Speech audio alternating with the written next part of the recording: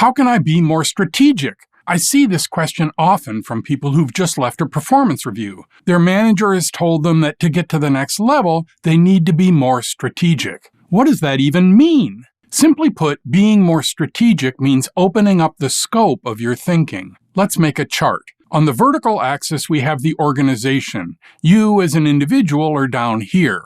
Larger is your team, then the division, then the whole company, then the world at large. On the horizontal, we have time. Starts with today, then this week, this month, this year, the lifespan of the company. As an individual contributor, you're down here, worried about today and this week, impacting yourself and your team. As you move up, you start to think about the larger parts of the organization and over longer periods of time. As a manager, you're thinking beyond your team to its place in the division, and you're looking months or more into the future.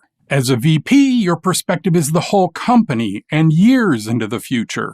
When you get to the CEO job, you're thinking about the company and its role in the world, and making decisions that last for many, many years.